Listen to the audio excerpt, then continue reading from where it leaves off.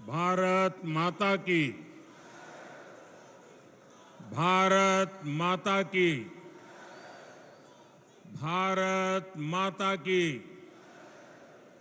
मैं कहूंगा दीनदयाल उपाध्याय, आप कहिए अमर रहे, अमर रहे। दीनदयाल उपाध्याय, दीनदयाल उपाध्याय, दीनदयाल उपाध्याय। मंच पर विराजमान सभी भारतीय जनता पार्टी के वरिष्ठ नेतागण और मेरे परम साथी और विशाल संख्या में पधारे हुए मेरे परिवारजनों,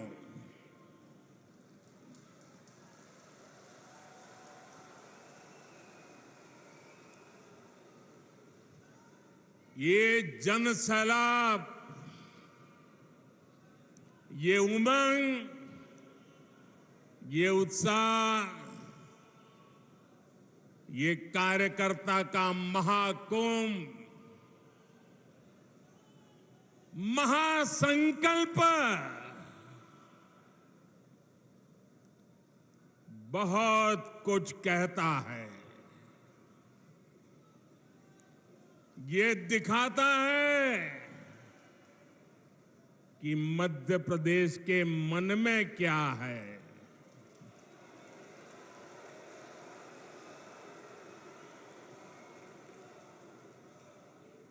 ये दिखाता है नई ऊर्जा से भरी हुई भाजपा।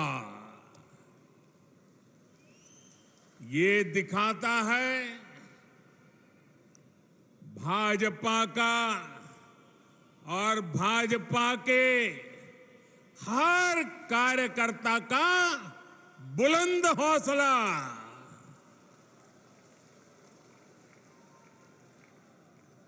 मेरे परिवारजनों, मध्य प्रदेश को देश का दिल कहा जाता है।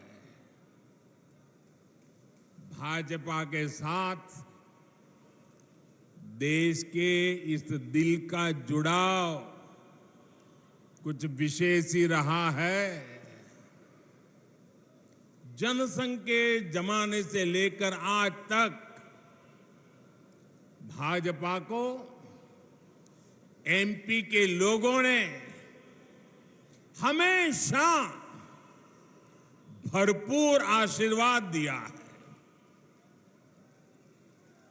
अटल जी, कुशाभाऊ ठाकरे, कैलाश जोशी, प्यारेलाल खंडेलवाल, राजमाता विजयाराजे सिंधिया जी, सुंदरलाल पटवा जी, वीरेंद्र सकलेचा जी, मध्य प्रदेश से निकले ऐसे अनेक महान व्यक्तित्वों ने हमें आज यहां तक पहुंचाया है। ऐसे अनेकों लोगों का तप और त्याग आज भी भाजपा के हर कार्यकर्ता को प्रेरित करता है। इसलिए मध्य प्रदेश सिर्फ भाजपा के विचार का ही नहीं, बल्कि विकास के विजन का भी महत्वपूर्ण केंद्र है। इसलिए आज जब देश अमृतकाल की नई विकास यात्रा पर निकला है, तब मध्य प्रदेश की भूमिका और महत्वपूर्ण हो गई है। मेरे परिवारजनों, मध्य प्रदेश में भाजपा की सरकार को लगभग 20 साल पूरे हो चुके हैं।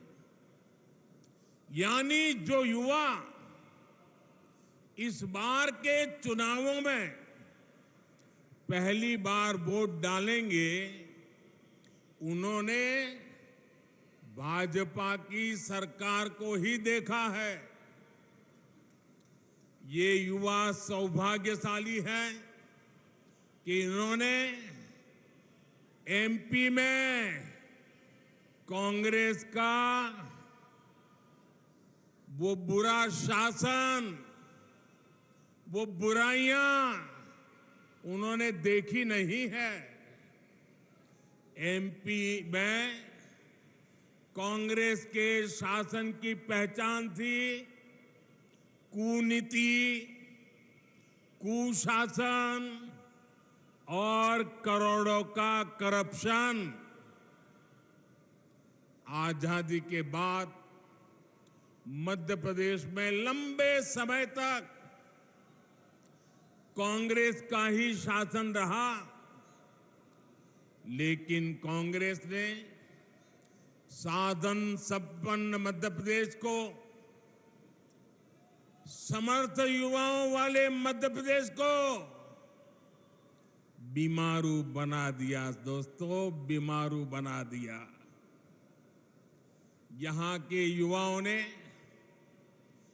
कांग्रेस के जमाने की खराब कानून व्यवस्था नहीं देखी। यहां के युवाओं ने इस दौर की खस्ता हाल सड़कें नहीं देखी। यहां के युवाओं ने अंधेरे में जीने को मजबूर गांव और शहर नहीं देखे। अपने हर कार्यकाल में भाजपा ने एमपी को नई ऊर्जा के साथ नई ऊंचाई पर ले जाने का प्रयास किया है। इसलिए यहां के युवाओं ने भाजपा का सुशासन ही देखा है।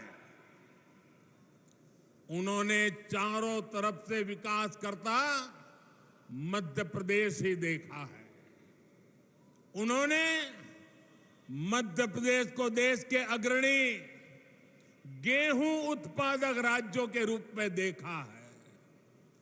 उन्होंने मध्य प्रदेश को शिक्षा के उभरते केंद्र के रूप में देखा है। और इसलिए आने वाले चुनाव बहुत अहम है। हमें ध्यान रखना है कि विकास का जो रास्ता एमपी के लोगों ने बनाया है, उस विकास की गाड़ी सड़क से उतर नहीं, भटके नहीं, उतरे नहीं और अटके भी नहीं। हम अपने आसपास देख रहे हैं कि जब इन्हें राजस्थान में मौका मिला तो कैसे कांग्रेस वहां सिर्फ बर्बादी लाई। हमने महाराष्ट्र में देखा है कि कैसे कांग्रेस ने, गठबंधन ने शामिल होकर लूट को ही अपना नंबर 1 काम बना दिया। साथियों, मध्य प्रदेश के विकास के लिए आने वाले कुछ साल बहुत ही महत्वपूर्ण है। आज पूरी दुनिया से भारत में निवेश आ रहा है, अलग अलग राज्यों में आ रहा है। ये समय भारत को, मध्य प्रदेश को विकसित मध्य प्रदेश बनाने का है, विकसित भारत बनाने का है। इतने महत्वपूर्ण समय में अगर कांग्रेस जैसी परिवारवादी पार्टी हजारों करोड़ों के घोटाले का इतिहास रचने वाली पार्टी, वोट बैंक का तुष्टीकरण करने वाली पार्टी को जरा भी मौका मिल गया तो मध्य प्रदेश को बहुत बड़ा नुकसान होगा। भाइयों बहनों, मैं जरा एक सवाल पूछता हूं आपको। मैं कहता हूं जहां जहां कांग्रेस गई है उस राज्य को बर्बाद कर दिया है। क्या आपको लगता है मध्य प्रदेश को भी यही करेंगे वो? आपको लगता है मध्य प्रदेश का भी यही हाल करेंगे? मध्य प्रदेश को बचाना चाहिए, नहीं बचाना चाहिए? कांग्रेस के हाथों नहीं जाने देना चाहिए ना, लूटने नहीं देना चाहिए ना, तबाही नहीं करने देनी चाहिए ना। कांग्रेस एक बार फिर एमपी को बीमारू बना देगी। मैं आपसे जानना चाहता हूं, क्या आप एमपी को फिर से बीमारू बनाना चाहते हो? मुझे पूरी ताकत से जवाब चाहिए। क्या एमपी को फिर से बीमारू बनाना चाहते हो? क्या आप एमपी के युवाओं के भविष्य को तबाह करना चाहते हो? क्या आप चाहते हैं कि एमपी के विकास का पैसा कांग्रेस नेता लूट ले? मेरे परिवारजनों, कांग्रेस के पास भविष्य की सोच ही नहीं बची है। कांग्रेस जंग लगा हुआ वो लोहा है जो बारिश में रखे रखे खत्म हो जाता है। अब कांग्रेस में ना देखने का सामर्थ्य बचा है, न देश हित को समझने का। इसलिए आप देखेंगे साथियों, आपका उत्साह मेरे सर आंखों पर। बहुत बहुत धन्यवाद आपके प्यार के लिए, बहुत धन्यवाद। दोस्तों, आपका प्यार ही मेरी ताकत है। बहुत बहुत धन्यवाद आपके प्यार के लिए, बहुत धन्यवाद दोस्तों। साथियों, आप देखेंगे कि कांग्रेस विकसित भारत से जुड़े हर प्रोजेक्ट की आलोचना करती है।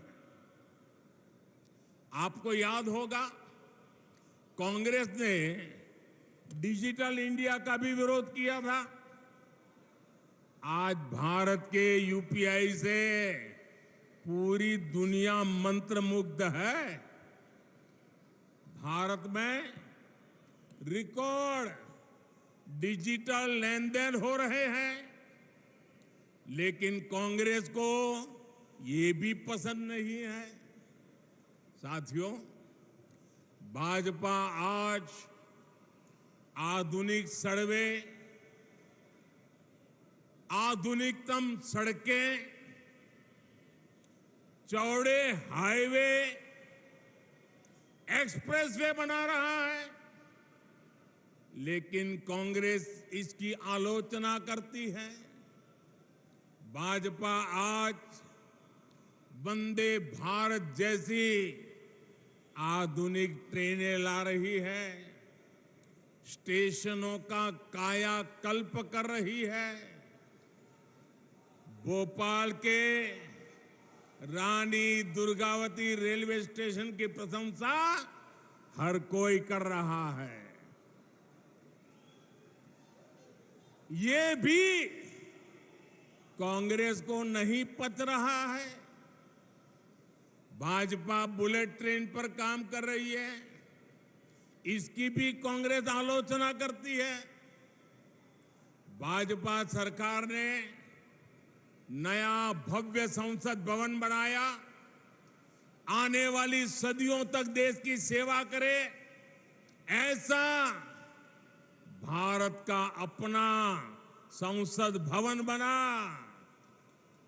पूरा देश इसकी भूरी भूरी प्रशंसा कर रहा है, लेकिन कांग्रेस ने पहले दिन से ही विरोध करना शुरू कर दिया। अब भी नकारात्मकता फैला रहा है कांग्रेस वाले। भारत कुछ भी नया करे, भारत कोई भी उपलब्धि हासिल करे, कांग्रेस को बिल्कुल पसंद नहीं आता है। मैं जरा मध्य प्रदेश के लोगों से पूछ रहा हूं, जवाब देंगे आप? एक सवाल पूछ रहा हूं, जवाब देंगे? आप मुझे बताइए, देश का नाम रोशन हो तो आपको खुशी होती है कि नहीं होती है?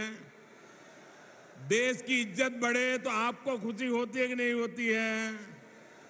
देश का मान बढ़े तो आपको गौरव होता है कि नहीं होता है? आपको होता है, कांग्रेस वालों को नहीं होता है। क्योंकि कांग्रेस ना खुद बदलना चाहती है और ना ही देश को बदलने देना चाहती है। साथियों, देश समृद्धि की तरफ बढ़ने के लिए घोर परिश्रम कर रहा है, लेकिन कांग्रेस देश को 20वीं शताब्दी में ले जाना चाहती है। मैं मध्य प्रदेश के युवा साथियों को, हमारे फर्स्ट टाइम वोटर्स को एक बात जरूर बताना चाहता हूं। मेरे नौजवान साथियों, मेरी बात गौर से सुनिए और घर जाकर के अपने माताजी, पिताजी, नाना, नानी, दादा, दादी, जरा मैं जो कह रहा हूं उनसे बात कीजिए, उनसे पूछिए। मेरे युवा साथियों, आपके माता पिता, आपके दादा दादी को अभाव में रखने के लिए सिर्फ और सिर्फ कांग्रेस जिम्मेदार है। उनको मुसीबत में जीने के लिए मजबूर करने वाली एकमात्र पार्टी कांग्रेस पार्टी है। आज दुनिया भारत को लेकर जो कुछ कह रही है, ये सारे गौरवपूर्ण काम पहले भी हो सकता था, लेकिन कांग्रेस सिर्फ एक परिवार का गौरव गान करने में ही जुटी रही। कांग्रेस ने प्रजातंत्र को परिवार तंत्र बना दिया। कांग्रेस भारत में भ्रष्ट व्यवस्था को पोषित करने में ही जुटी रही। कांग्रेस की राजनीति अभाव में फलती फूलती है, गरीबी और मुश्किलों में फलती फूलती है। इन्होंने ऐसी व्यवस्था बनाई कि गरीब को हमेशा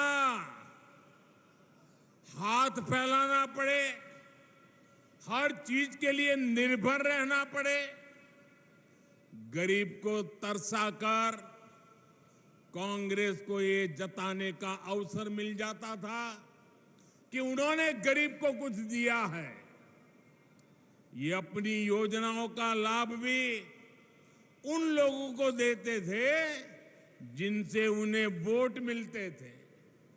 इसलिए कांग्रेस ने जानबूझकर देश को गरीब रखा, देश के लोगों को अभाव में जीने के लिए मजबूर किया, रोटी कपड़ा मकान में ही उलझाए रखा। मेरे युवा साथियों, जो मुश्किलें, ध्यान से सुनिए दोस्तों, जो मुश्किलें आपके माता पिता से पहले की पीढ़ियों ने झेली, वो अब आपको और आपके बच्चों को ना झेलनी पड़े, इसके लिए भाजपा की डबल इंजन सरकार लगातार काम कर रही है। आज हमारे प्रेरणा पुंज पंडित दीनदयाल उपाध्याय जी का जन्म दिवस भी है। पंडित जी ने सुशासन को अंत्योदय से जोड़कर देखा, समाज के अंतिम व्यक्ति के विकास को प्राथमिकता दी। अंत्योदय की यही प्रेरणा सबका साथ, सबका विकास, सबका विश्वास और सबका प्रयास, उस मंत्र में पंडित दीनदयाल उपाध्याय जी का चिंतन है। वो हमें प्रेरित करती है। बीते 9 वर्षों में हमने जो भी योजनाएं बनाई, उनके मूल में यही भावना है। भाजपा ने गरीबों, महिलाओं, शोषितों, वंचितों, एससी, एसटी, ओबीसी को विकास का सबसे बड़ा लाभार्थी बनाया है। वंचितों को वरीयता की जो गारंटी मोदी ने दी है, उसे हमने एक के बाद एक कदम उठाकर पूरा किया है। हमने गरीब का जीवन बेहतर करने के लिए प्रयास किए, प्रामाणिक प्रयास किए। समाज में जो अभाव था उसको दूर किया, और जानते हैं इसका नतीजा क्या मिला है? मैं आपसे एक बात पूछूं, पूछूं, आप जवाब देंगे? पूरी ताकत से जवाब देंगे? वहां के दूर दूर के लोग भी देंगे? आपको पता है ना कि कांग्रेस ने 50 साल पहले गरीबी हटाओ का नारा दिया था। मैं फिर आपसे पूछूंगा, 50 साल पहले गरीबी हटाओ का नारा किसने दिया था? किसने दिया था? किसने दिया था? क्या कांग्रेस ने अपना वायदा पूरा किया? कांग्रेस ने वादा पूरा किया? अब मैं आपको एक और आंकड़ा बताना चाहता हूं। बताऊं? आंकड़ा याद रखोगे? पक्का याद रखोगे? सुनिएगा, ये आंकड़ा है 13.5 करोड़। कितना? कितना? कितना? जरा जोर से बोलिए, कितना? 13.5 करोड़। ये मध्य प्रदेश की कुल आबादी से भी ज्यादा है। भाजपा सरकार के 5 साल में ही देश में 13.5 करोड़ लोग गरीबी से बाहर निकले हैं। ये सुनकर के आपको आनंद होता है कि नहीं होता है? आपका उत्साह बढ़ता है कि नहीं बढ़ता है? गरीबों का कल्याण करना अपना काम है कि नहीं है? हम अपना काम पूरा कर रहे हैं कि नहीं कर रहे हैं? साथियों, ये जो 13.5 करोड़ की मैं बात कर रहा हूं ना, मतलब कि एमपी की कुल आबादी से भी ज्यादा लोग भाजपा सरकार ने देश में गरीबी से बाहर निकाले हैं। मेरे प्यारे मध्य प्रदेश के भाइयों बहनों, मेरे प्यारे देश के भाइयों बहनों, ये मोदी की गारंटी का नतीजा है।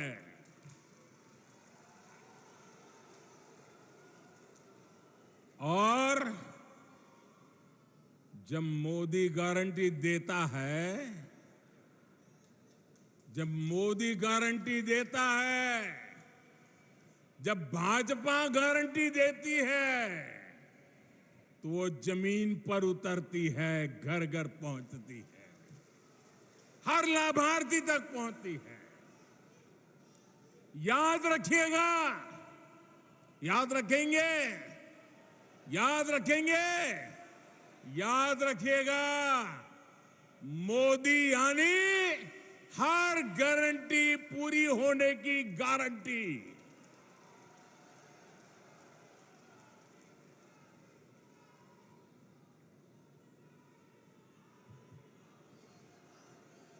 मेरे परिवारजनों, आज यहां बड़ी संख्या में मेरी बहनें और बेटियां आई हुई हैं। मैं मध्य प्रदेश की बहनों को याद दिलाने आया हूं कि मोदी ने आपको जो गारंटी दी थी वो भी पूरी हो गई है। कुछ दिन पहले ही लोकसभा और राज्यसभा में माताओं, बहनों, बेटियों के लिए 33% सीटें आरक्षित करने का कानून पारित हुआ। नारी शक्ति वंदन अधिनियम देश ने नया इतिहास रच दिया है। दशक से देश की माताएं, बहनें इसका इंतजार कर रही थी, बल्कि ये तक कहा जाने लगा कि शायद ये कभी नहीं हो पाएगा। आखिर मोदी है तो मोदी है तो हर गारंटी पूरी होने की गारंटी है। लेकिन भाइयों और बहनों, आज मैं मध्य प्रदेश सहित पूरे देश की बहनों को सावधान भी करना चाहता हूं। कांग्रेस और उसके नए नए घमंडिया गठबंधन ने मजबूरी में इस बिल का समर्थन बहुत खट्टे मन से किया है, बहुत बेमन से किया है। ये खट्टापन उनके बहानों में दिखाई देता है। और आप देखिए, ये इनके गठबंधन में जितने लोग हैं, वही लोग हैं जिन्होंने 30 साल तक इस कानून को पारित नहीं होने दिया। पार्लियामेंट में हुड़दंग किया, बिल फाड़ दिए, स्पीकर पे हमले बोल दिए, और अब जब मजबूरी में उंगली उठानी पड़ी है, उनको लगता है कि अब देश की माताएं, बहनें उनके चरित्र को जान गई हैं, तो अब क्या शुरू किया? ये क्यों नहीं है, वो क्यों नहीं है, ऐसा क्यों है, वैसा क्यों नहीं। उनको नारी शक्ति वंदन अधिनियम का मजबूरी में समर्थन इसलिए करना पड़ा क्योंकि मेरी माताएं, बहनें जग गई हैं। मेरी माताओं, बहनों का हौसला बुलंद है। मेरी माताओं, बहनों ने शक्ति का परिचय करवा दिया है, और इसलिए ये माताओं, बहनों से डरे हुए हैं। इसलिए नीची मुंडी करके हाउस में अनचाहे अनमन से उंगली तो दबा दी। बीते 9 वर्षों में जिस तरह भारत की महिला सशक्त हुई है, उसे देखकर इन दलों की हिम्मत नहीं हुई कि नारी शक्ति अधिनियम का विरोध कर पाए, वरना उन्होंने तो दशकों तक देश में सरकारें चलाई है, भारी बहुमत से सरकारें चलाई है। तब क्यों नहीं कानून बनाया? जो बहाने ये आज बना रहे हैं, तब क्यों नहीं ये सब कुछ कर दिया? सच्चाई ये है कि इनकी नीयत में खोट है।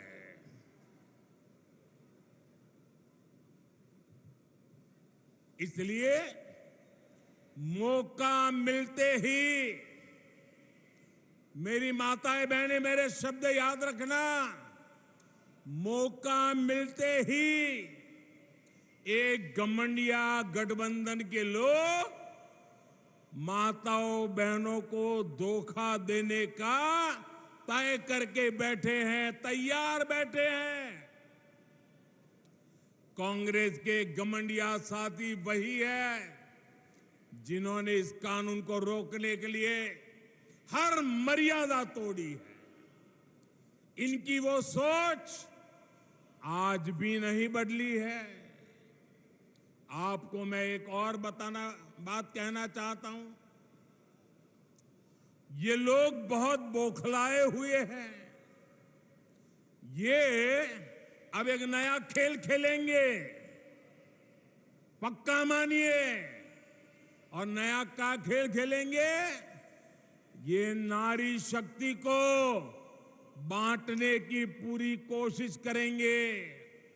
नारी शक्ति एक न हो, इसलिए भांति भांति की अफवाहें फैलाएंगे। इसलिए देश की हर माता बहन बेटी को सावधान रहना होगा, सतर्क रहना होगा और एकजुट रहना ही होगा। माताएं बहनें एकजुट रहोगे ना? एकजुट रहोगे ना? आप याद रखिए, ये वही लोग हैं जिन्होंने देश की पहली आदिवासी महिला राष्ट्रपति द्रौपदी मुर्मू जी को राष्ट्रपति बनने से रोकने का भरसक प्रयास किया। ये लोग बार बार उनको अपमानित करने का प्रयास करते हैं। ये वही लोग हैं जिन्होंने देश की सेनाओं के अग्रिम मोर्चों में बेटियों की एंट्री को रोक कर रखा था। अगर इनकी नीयत ठीक होती तो वो क्या मोदी को करोड़ों बहनों के नाम पक्के घर करने देते और मुझे काम करना पड़ता? उनकी नीयत ठीक नहीं थी। आज वो काम मुझे करना पड़ रहा है, आजादी के इतने सालों के बाद करना पड़ रहा है। इनको नहीं दिखता था कि सब कुछ पुरुष के नाम पर है, महिलाओं के नाम पर कुछ नहीं। अगर इनकी नीयत महिला हित की होती तो क्या मोदी को आकर के करोड़ों टॉयलेट बनाने पड़ते? क्या टॉयलेट नहीं बना सकते थे लोग? वो काम भी मुझे करना पड़ा। उनकी नीयत में खोट थी। अंधेरे का इंतजार करती माताओं बहनों को देखकर इनकी आंखों में क्यों पानी नहीं आता था? इनकी नीयत ठीक होती तो बहनों को धुएं में जीने को मजबूर होना न पड़ता। करोड़ों बहनों तक गैस सिलेंडर पहुंचाने की मेहनत मोदी को क्यों करनी पड़ी? ये महिलाओं के हितैषी होते तो महिलाओं को पानी की बूंद बूंद के लिए दशकों तक तरसा कर ना रखते। साथियों, ये महिलाओं के हित में काम करते तो मोदी को आकर आयुष्मान योजना के तहत मुफ्त इलाज की व्यवस्था ना करनी पड़ती। ये अगर महिला हितैषी होते तो हमें बेटियों को बचाने और उन्हें पढ़ाने के लिए आवाज ना उठानी पड़ती। इन्होंने तो महिलाओं को बैंकों से भी दूर रखा। देश की करोड़ों बहनों के जनधन खाते आपके इस सेवक को खुलवाने पड़े।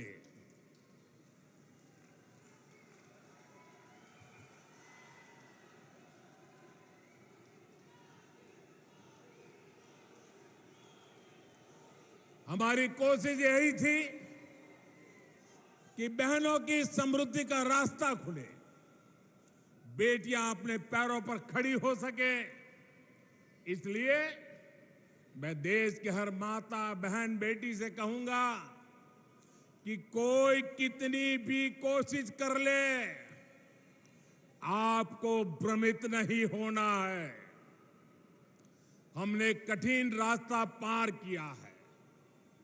ये महिलाओं की भागीदारी के विस्तार की शुरुआत है, एक सार्थक बदलाव का शुभारंभ है। मेरे परिवारजनों, कांग्रेस आज भी उसी पुराने ढर्रे, उसी पुरानी मानसिकता पर चल रही है। चांदी का चम्मच लेकर पैदा हुए इनके नेताओं के लिए गरीब का जीवन मायने नहीं रखता है। कांग्रेस नेताओं के लिए गरीब का जीवन एक एडवेंचर टूरिज्म है। कांग्रेस के नेताओं के लिए गरीब की बस्ती पिकनिक मनाने का, वीडियो शूटिंग कराने का लोकेशन बन गई है। कांग्रेस के लिए गरीब किसान का खेत फोटो सेशन का मैदान बन गया है। इन्होंने अतीत में भी यही काम किया। देश विदेश के अपने दोस्तों में इन्होंने भारत की गरीबी का मखौल उड़ाया और आज भी यही कर रहे हैं। जबकि भाजपा की सरकार भारत को भव्य भी बना रही है और यही भव्य तस्वीर दुनिया के सामने सीना तान करके दिखा भी रहे हैं। कांग्रेस और भाजपा के बीच का यही अंतर हमें बूथ बूथ में हर वोटर को बताना है, हर मतदाता को समझाना है। समझाओगे? जरा दोनों हाथ ऊपर करके बताइए, समझाओगे? पोलिंग बूथ में हर घर जाओगे?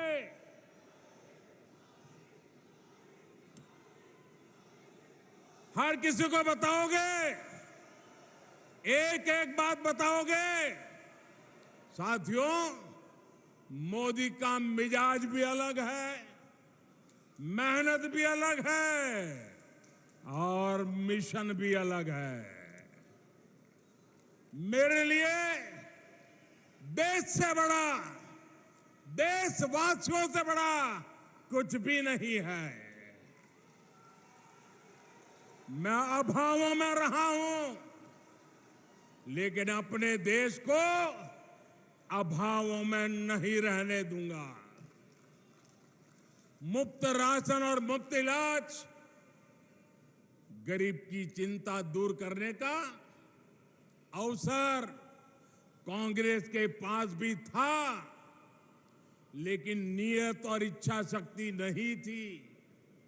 बेईमानी और भ्रष्टाचार की नियत अच्छे काम करने से उन्हें रोकती थी। पहले समाज के जिन वर्गों को छोटा समझा गया, उनके जीवन में बड़े परिवर्तन का प्रयास हमने किया। गरीब से गरीब को गुणवत्ता का जीवन मिले, आज देश में इसके लिए काम किया जा रहा है। कुछ दिन पहले ही पीएम विश्वकर्मा योजना शुरू हुई। देश भर में हमारे विश्वकर्मा साथी कोने कोने में फैले हैं। कोई गांव ऐसा नहीं होगा जहां कोई न कोई विश्वकर्मा परिवार न रहता हो। अपनी परंपरा, अपनी कला, अपनी उपयोगिता के लिए जाने जाने वाले ये साथी हर समाज में है। लेकिन कांग्रेस ने उन्हें क्या दिया? कांग्रेस ने उन्हें अपने हाल पर छोड़ दिया था। आपने एक वोट देकर इस सेवक को आपकी सेवा करने का अवसर दिया। आज हमारे कुम्हार भाई बहन, लोहार भाई बहन, सुनार भाई बहन, सुतार भाई बहन, जूते बनाने वाले, राजमिस्त्री, दर्जी, ऐसे दर्जनों साथियों के लिए राष्ट्रीय विश्वकर्मा योजना बनी। इनकी ट्रेनिंग का इंतजाम हुआ है। लाखों रुपए के लोन की व्यवस्था हुई है और विश्वकर्मा साथियों के लिए जो ये कम ब्याज का लोन मिलेगा उसकी गारंटी मोदी ने ली है, सरकार ने ली है। साथियों, हमने रेहड़ी, पटरी, ठेले पर छोटा मोटा कारोबार करने वाले साथियों के लिए भी बैंकों के दरवाजे खोले हैं। पीएम स्वनिधि योजना के तहत इनकी मदद की गारंटी भी मोदी ने ली है। गांव में, कस्बों में हमारे साथी अपनी दुकान, ढाबा, गेस्ट हाउस ऐसे व्यवसाय कर सके, ये पहले बहुत मुश्किल था। उनके पास गारंटी नहीं होती थी, इसलिए बैंक से उन्हें मदद मिलना मुश्किल था। मोदी ने ऐसे साथियों की गारंटी भी ली। मुद्रा योजना के तहत लाखों का बिना गारंटी का पैसा उन्हें मिल रहा है।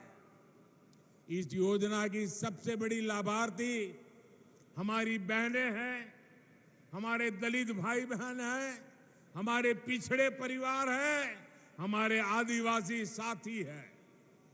हमारे छोटे किसानों, पशुपालकों और मछुआरों की तो सरकारी नीतियों में पूछ ही बहुत कम होती थी। कांग्रेस की सरकारें वोट पाने के लिए किसानों को लोन माफी की झूठी गारंटी देती रही है, लेकिन छोटे किसानों, पशुपालकों के लिए तो बैंक से लोन लेना असंभव था। वे तो छोटी छोटी जरूरतों के लिए बाजार से महंगा ब्याज लेते थे, महंगे ब्याज पर पैसे लेते थे। इसलिए आपके इस सेवक ने पीएम किसान सम्मान निधि के तहत छोटे किसानों की भी गारंटी ली। जब पीएम किसान योजना हमने शुरू की थी, तब कांग्रेस ने इसको लेकर कितना झूठ फैलाया था।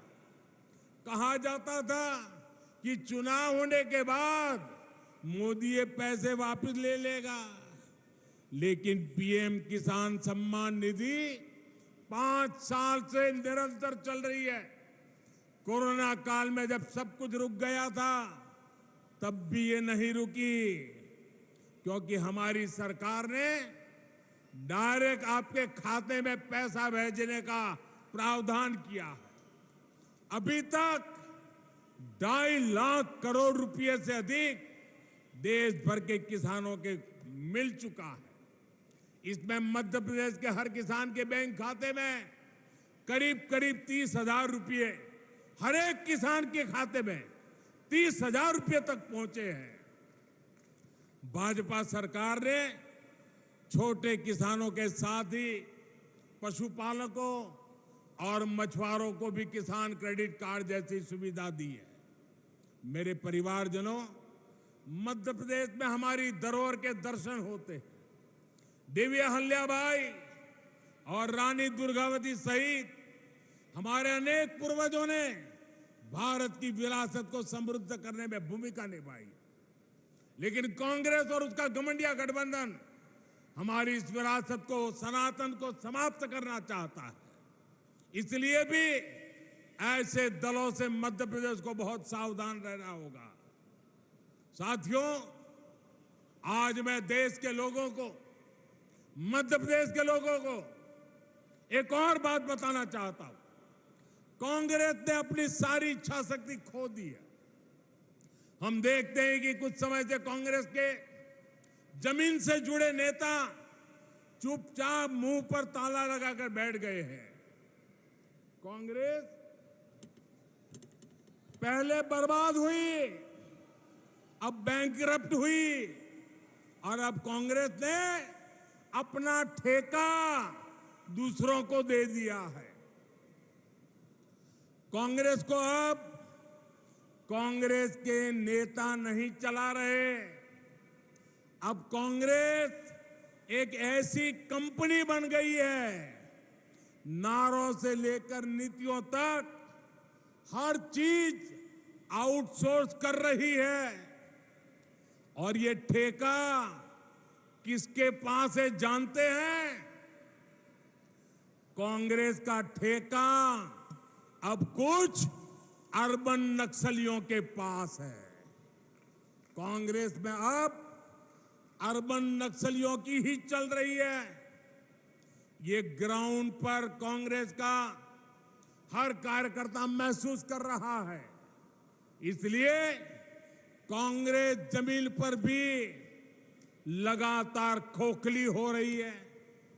मेरे परिवारजनों, आज भारत एक बहुत ही महत्वपूर्ण कालखंड में प्रवेश कर चुका है।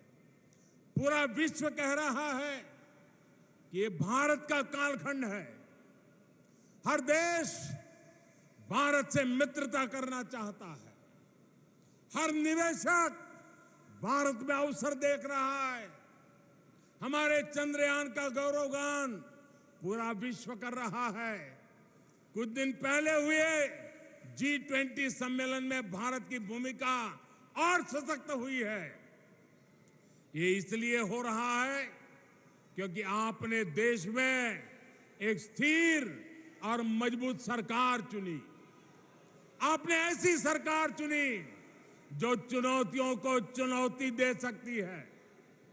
1000 वर्ष की गुलामी के कालखंड में हमने जो आत्मविश्वास खोया, आज भारत उस आत्मविश्वास को पुनः जी रहा है।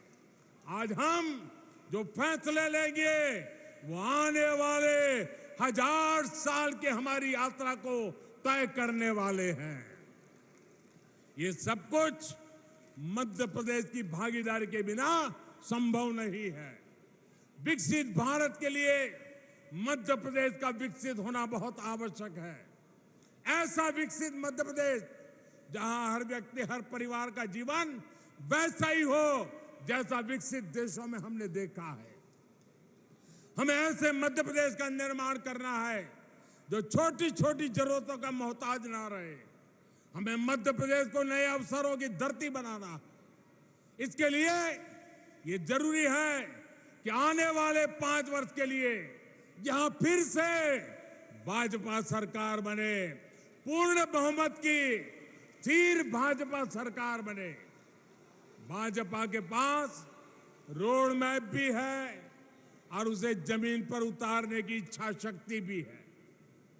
इसलिए मध्य प्रदेश के हर कार्यकर्ता की जिम्मेदारी बहुत बड़ी है। हमें विधानसभा ही नहीं बल्कि हर बूथ जीतना है।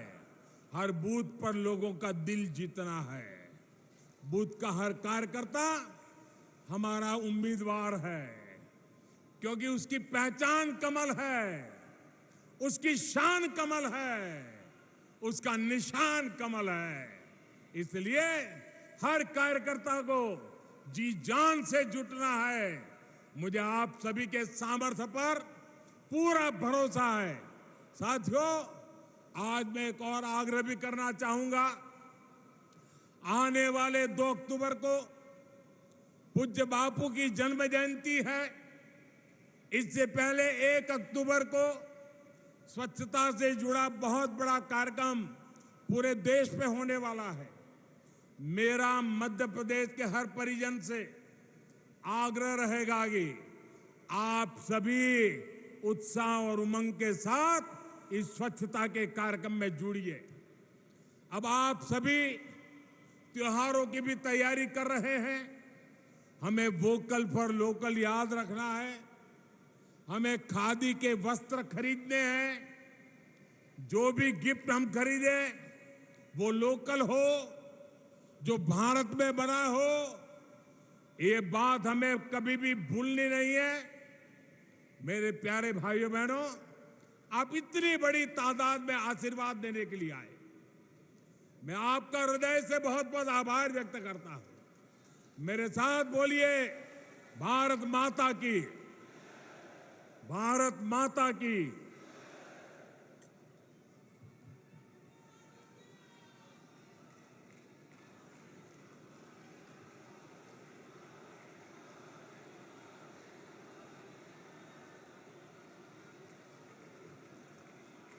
बहुत बहुत धन्यवाद माननीय प्रधानमंत्री जी। आपका एक एक शब्द हमारे लिए प्रेरणादायी भी है और हमारी ताकत भी है। अब मैं माननीय प्रदेश अध्यक्ष जी से निवेदन करना चाहती हूं कि वो हमारे माननीय प्रधानमंत्री जी को प्रतीक चिन्ह, पंडित दीनदयाल जी की जयंती की वो प्रतीक माननीय प्रधानमंत्री जी को भेंट करने का कष्ट करें। माननीय प्रदेश अध्यक्ष जी।